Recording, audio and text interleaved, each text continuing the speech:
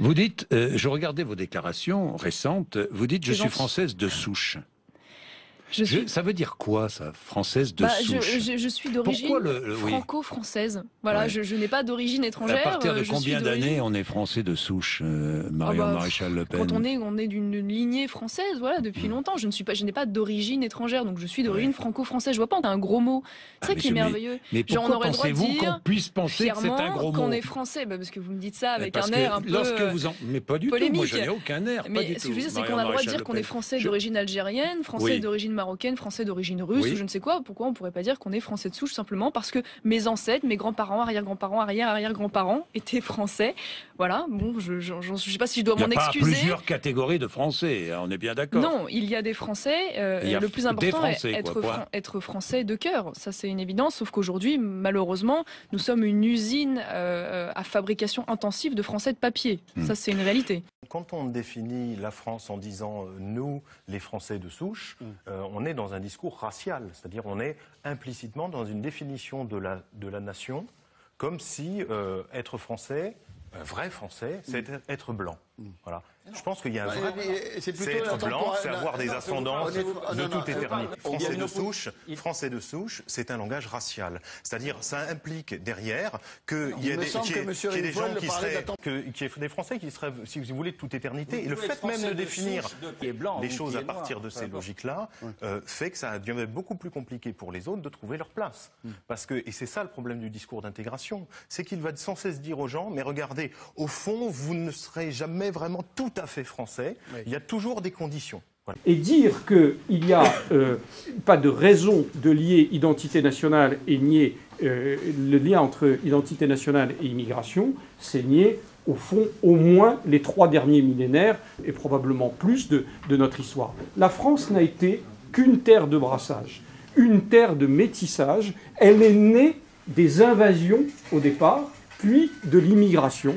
Il n'y a pas de Français de souche, il n'y a qu'une France de métissage. Alors, d'une certaine façon, il n'y a plus rien à faire. C'est-à-dire que c'est un débat du passé. Il y a des millions de personnes en France qui sont d'origine arabe ou musulmane, qui sont français. C'est fini, en un certain sens. C'est réglé, ils sont français, ils ne pratiquent d'ailleurs très très peu leur religion. Je ne reviens plus là-dessus, mais la question identitaire, enfin, des gens qui, en un sens politique, encore, qu'il en arrive non, mais c'est réglé. Les gens, c'est perdu. Il faut aussi, je veux dire, si on n'accepte pas la présence de musulmans en France, la France disparaît parce qu'ils sont trop importants. Il y a un rapport de force. Et les islamophobes ont perdu. Il y a l'idée que l'idée est en train de s'installer aujourd'hui en France, qu'il y a des Français qui sont plus français que les autres. Ce qu'on appelle des fois les Français de souche, c'est-à-dire qui seraient là, on l'a vu dans le reportage, depuis les Gaulois. Quoi, et ça, c'est une idée terrible, absolument terrible, parce qu'on ne trouve pas l'endroit où on va être plus français que les autres, et c'est une idée fausse. Parce que qu'est-ce que c'est qu'être français aujourd'hui? C'est pas la même chose qu'en 1914, pas du tout la même chose. L'identité nationale, elle bouge, elle évolue, et c'est comme un récit. C'est un récit collectif. Tous ceux qui sont français, un roman national, un roman vrai, c'est-à-dire il faut le réécrire. Et à la limite, les derniers arrivés sont peut-être un peu plus français que les autres, parce qu'ils sont en première ligne pour réécrire cette histoire. C'est quelqu'un qui a pris souche, on a dit.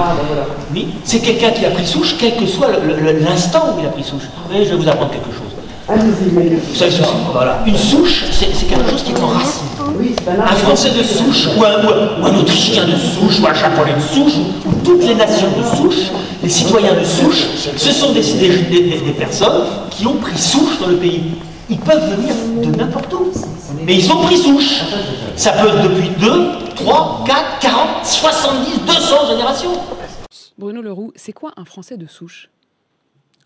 Je n'emploie jamais cette expression et d'ailleurs je bloque systématiquement, puisqu'un certain nombre de Français y font référence, je bloque systématiquement sur mes différents comptes de réseaux sociaux ceux qui se revendiquent de cela. Mais vous étiez au dîner du CRIF hier, vous n'avez pas écouté le discours de François Hollande? C'est lui-même qui a utilisé cette expression. François Hollande, je le cite, a parlé de Français de souche pour qualifier les jeunes qui ont profané le cimetière juif de Sarre-Union. Il y avait les guillemets que l'on ne voit pas dans un discours. Il a dit les Français de souche, comme on dit. Ça vous suffit? Mais ceux qui se considèrent comme des Français de souche. Non. Juste qu'on revienne sur les propos précis du président de la République, il a dit à propos des jeunes qui ont profané le cimetière juif de Sarre-Union que c'était des Français de souche, comme on dit. Oui, voilà exactement l'expression. Voilà, mais comme on dit, c'est bien là qu'il y a les guillemets. Comme on dit, comme on le dit aujourd'hui, mais il reprend une expression pour dire justement que ceux qui faisaient cela, on ne pouvait pas stigmatiser une communauté, ici la communauté musulmane, et que les choses étaient bien plus compliquées. Je ne comprends pas très bien, c'est-à-dire que spontanément vous dites je refuse tous ceux qui utilisent cette expression, et quand le président de la République utilise cette expression, ça vous paraît acceptable? Non, mais parce que cette expression est une expression qui est dans le débat public, que l'on entend. On la voit sur les réseaux sociaux. Et donc le président de la République a pris bien soin, non pas simplement parce qu'à l'oral ça ne se voit pas d'avoir des guillemets, mais de mettre le comme on dit. Oui, on dit cela aujourd'hui. Et je récuse, tout comme lui, cette expression de français de souche qui a été utilisée là pour montrer qu'il y a un vocabulaire dans notre pays autour de cette question. Je ne partage pas cette expression. Je pense qu'elle est d'ailleurs très difficile à définir. Mais cela devait, et ça a permis à montrer au président de la République de montrer que dans ce qui s'est passé, notamment à Sarre-Union... C'est quoi des Français de souche? Mais comme on dit... Quand il dit comme on dit, bah oui, bah c'est quoi? Eh bien, ça veut dire que tout simplement... Il faut combien de générations pour être un Français de souche? Mais c'est bien pour ça que je pense que la question, pour moi, n'existe pas. Cette définition, aujourd'hui, il n'y a que des Français. Je connais des Français, point à la ligne. Mais on entend parler autour de nous de cette pureté. Est-ce que vous auriez prononcé l'expression français de souche prononcée par François Hollande? Non, je trouve cette expression détestable. Alors là aussi, je ne vais pas faire le procès de M. Hollande qui s'est pris les pieds dans le tapis en disant français de souche, comme on dit. Je rappelle le contexte. Oui. Effectivement, il a parlé de français de souche, de jeunes français de souche, pour désigner les jeunes qui ont profané le cimetière de Sarre-Union. Oui, je trouve l'expression détestable. D'abord, les Français de souche, ça n'existe pas. Je le dis tranquillement, mais dans une société dont je sais tout est à fleur de peau. Moi, ça m'est arrivé un jour, après le discours du président de la République sur l'immigration, de dire je ne comprends pas pourquoi le président fait commencer l'immigration au 19e siècle. De l'immigration, il y en a toujours eu en France. Avant les Gaulois, il y avait d'autres peuples. Puis ensuite, il y a eu les Goths, les Francs, les Arabes dans le Sud. Ce que vous voulez dire, c'est que personne n'est français de souche. Cette expression ne veut rien dire. Il y a des Français qui sont là depuis longtemps, qui sont enracinés, si vous voulez, depuis longtemps dans les terroirs français, dans la culture française. Puis il y en a d'autres qui sont là plus récemment. Moi, je crois que la France, elle a existé, Monsieur Mélenchon, 13 siècles avant la République. Qu'elle est une synthèse... Ce n'est pas vrai. C'est votre point de vue. Mais non, c'est pas un point de vue, c'est un fait historique. Les frontières n'ont jamais été les mêmes. Les religions ne sont pas les mêmes. Les couleurs de peau ne sont pas les mêmes. Vous inventez une histoire. Alors, on le laisse avancer son histoire si c'est ce que vous pensez. Mais il est normal qu'il l'exprime. Voilà. D'accord. Je vais vous dire ce que je pense. J'ai étudié beaucoup de langues et beaucoup de civilisations, d'autres civilisations que j'aime et que je respecte, mais j'aime aussi beaucoup la mienne, qui est la synthèse admirable d'une composante celtique, latine, germanique, qui s'est répandue sur les mers, qui a laissé un héritage extraordinaire de pionniers, d'inventeurs, de savants, d'architectes, de littérateurs, qui a créé une des civilisations les plus brillantes que la Terre ait portées, qui s'exprime dans une langue d'une clarté et d'une beauté admirable, qui a laissé non seulement, qui a porté un degré d'excellence extraordinaire, les œuvres de la matière et de l'esprit, mais aussi avec une profusion dont témoigne le moindre de nos villages, de nos terroirs et de nos clochers. C'est cette France charnelle, c'est cette France charnelle que j'aime. C'est cette France charnelle que j'aime. Qui a illuminé le monde, vous et Payon, vous êtes des idéologues. Vous ne la définissez que par des références politiques. Il y a souche et branche, hein, c'est ce qu'on dit. Hein. Non, c'est une imagerie naturelle, au contraire, c'est très sain, c'est très bon. J'ai une pensée pour ceux qui ne le sont pas et moi je dirais plutôt français du cœur. Les Corses ne vont pas être les mêmes que les Bretons ne vont pas être les mêmes que les Alsaciens. Est-ce que ce sont des Français de souche? Ils passent par pertes et profits, les Français de souche. On n'en parle plus, justement. On parle des minorités invisibles ou visibles, et ce qui fait que les Français de souche n'existent plus. Ça, c'est choquant, par contre. Il n'y a aucune fierté à avoir d'être Français de souche. Il n'y a pas de Français de souche, il n'y a pas plus de Français que d'Allemands de souche, que de Belges, que d'Africains de souche, on est tous de la même origine alors. Bah oui, il n'y a qu'une seule race, c'est la race humaine. La terre appartient à tous les terriens. Une fois qu'on a ses papiers, on est Français de souche. Voilà. Est-ce que vous vous sentez Français de souche? Non, je ne suis pas Français de souche.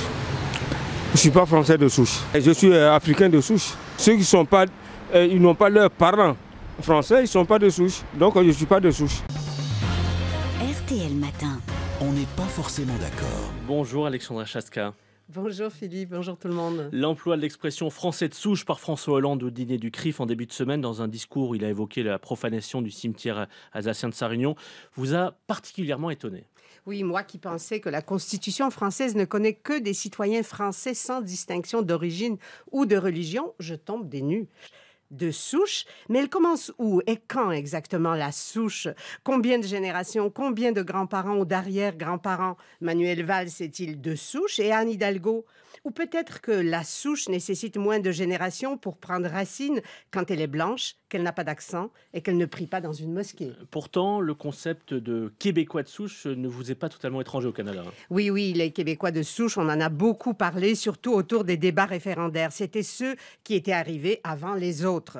Francophones, catholiques, sirop d'érable, plutôt indépendantistes. Mais le concept n'a pas beaucoup plu aux représentants des Premières Nations, les Amérindiens qui considèrent qu'ils sont bien plus de souche que les autres puisqu'ils étaient là avant.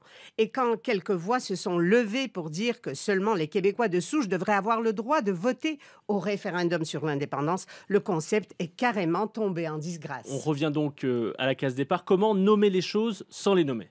C'est vrai. Comment ne pas fermer les yeux sur les différences entre les citoyens, corriger les inégalités au besoin, encourager l'intégration si on ne crée pas de catégories, si on n'affine pas notre connaissance des différents groupes. Ce qui n'empêche pas le principe républicain, l'égalité de tous, de demeurer intouchable. Voilà un beau chantier pour les sociologues, les statisticiens, les politiques aussi. Mais la souche, je laisserai tomber. Pas parce qu'elle rappelle l'extrême droite, mais parce que trop en retard sur les réalités, les origines multiples et variées, l'impossibilité de la situer dans le temps. D'ailleurs, vous savez, ce concept de souche n'a pas vraiment de traduction en anglais. Ouais. En anglais, tout le monde a une origine quelconque. À la place, je vous propose un autre concept qu'on a inventé sur les bords du Saint-Laurent, une société tricotée serrée. Au départ, c'était synonyme des Québécois de souche, mais avec le temps, ça change. Le tricot, on peut le faire avec des laines de toutes sortes de couleurs et de textures. Ça demande juste une tricoteuse de talent. Alexandra Chaska, qui aime le tricot, donc on n'est pas forcément d'accord chaque matin sur RTL. Je suis un Français de souche, on doit être quelque chose comme 80 à 85%. Je suis désolé de ne pas être d'origine zoulou. Ça ne veut rien dire. C'est normal qu'on s'insurge contre ce terme. Ça veut dire qu'il y aurait des vrais Français et des faux Français. Non, pas du tout. Mais pas du tout. Souche, ça veut dire quoi? Quelle souche? Allez-y. C'est un débat intéressant, ça. Expliquez-moi, quelle souche? C'est quoi Français de souche? C'est un Français, j'allais dire, dont l'essentiel des ancêtres repérables, ça remonte 2, 3, 4 générations, sont au plus près d'un cimetière de famille et pas loin d'un clocher. Voilà. C'est-à-dire qu'il y a quelque part des racines. On a des grands-parents qui sont de tel ou tel coin. Alors on peut venir d'Italie, du Portugal, d'Espagne ou d'ailleurs, ou de Pologne, mais on a quand même un tel enracinement dans une ville, un quartier, un terroir, une région, qu'on finit par s'y sentir un peu plus chez soi que dans sa propre maison. C'est ça, Français de souche. Et ça existe.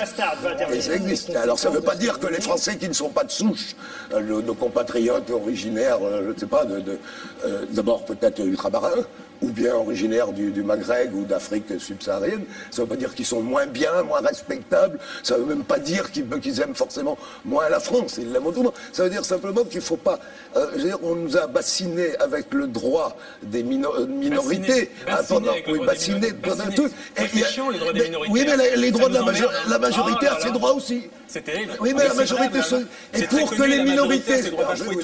Pour que les minorités soient accueillies de façon fraternelle et cordiale, il faut que la majorité soit quand même assurée de ses aises psychologiques et morales, qu'elle se sente touchée. Allez, on vous mettra pas d'accord. Matt Bastard, un mot. Wow. Moi, non, mais si, je vais dire quelque chose. Je suis profondément atterré. Votre histoire de Français de souche. J'ai lu une partie. Je suis pas assez érudit. Je suis bien trop. J'ai pas fait plein d'études. J'ai pas lu plein de bouquins. Je suis le mec à côté de vous dans la manif pour tous. Celui à qui vous parlez, à qui vous dites il y a des Français de souche. Donc je suis aussi éclairé que lui. Et en tant que personne peu éclairée, quand j'entends votre discours, mais j'ai les boules. Mais j'ai hyper peur. Vous êtes ethnocentré, vous pensez qu'à votre petite culture, mais sortez de votre campagne, allez sur Internet, allez. Français de souche, ça veut dire quoi? Ça veut rien dire. La France, c'est un mélange. C'est, je sais pas, c'est un ruisseau, il y a des gens de partout. Et c'est ça qui fait la force de notre pays. C'est pas des mecs comme vous, planqués dans leur campagne, qui ont des œillères de 10 mètres. Faut arrêter. Mais bien sûr, c'est ça la France. Mais bien sûr, c'est ça la France. Arrête. Aussi, on connaît le discours. Mais c'est ça, mais c'est pas le discours. Et je suis pas de gauche, je suis pas de droite. Je me suis jamais prononcé là-dessus. J'ai une idée, je la garde pour moi. Mais ça me touche ce que vous dites. On a des doutes quand même. Mais non, mais ça me touche ce que vous dites. Nicolas Sarkozy, c'est pas un Français de souche non plus. Hein. Bon, bah alors, qu'est-ce qu'on va faire de lui? Malheureusement, il a été battu. J'ai voté pour lui. Ce que je veux dire, c'est... Je veux dire, en plus, attendez, je suis vraiment pas la cible idéale pour votre discours. J'ai présidé à Bordeaux un comité pour la reconnaissance de la traite négrière. Hein, à la demande de... C'est quoi le rapport? Je vais vous expliquer. Mais arrêtez. Laissez-moi vous expliquer. À la demande d'un certain nombre d'associations d'Africains, d'Antillais, d'Haïtiens, de musulmans, ils ont pensé que j'étais adéquat pour présider un comité, pour reconnaître officiellement, c'était la demande, c'était les minorités pour le coup, c'était leur demande, j'ai présidé. Donc on a considéré que je ne suis pas le facho, raciste, xénophobe. Mais je ne vous connais pas, monsieur. Je ne vous connais pas, je ne vais pas vous juger. Vous ne connaissez pas non plus. Donc ne produisez pas ce discours, parce que ce que j'ai simplement dit... Face à la façon dont Dominique Lévesque de parler des Français de souche, ça montre un soupçon de racisme. Qui deviendront de souche dans 2 ou 3 générations. Attends, soupçon de racisme de qui? C'est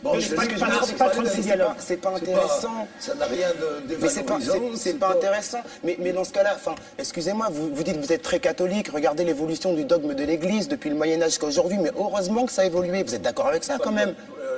Les règlements, pas le dogme. Le dogme, c'est très simple. Ah bon?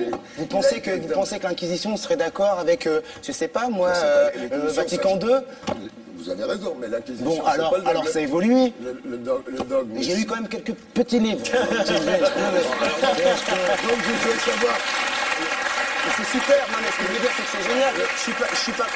Je suis pas croyant, mais je m'intéresse à l'histoire des religions et je trouve ça bien que les choses évoluent dans tout type de religion. J'ai jamais produit, donné l'idée de quelque chose qui soit fixiste, comme ça nécrosé, c'est pas du tout le ton problème. Au contraire, je parle d'une fluidité du réel. J'ai eu l'impression, j'ai quand même vécu pendant 20 ans à Paris comme éditeur au milieu d'intellectuels qui me donnaient l'impression quand même d'être assez bloqué sur un système de pensée manichéen. C'est vous qui ne voulez rien bouger.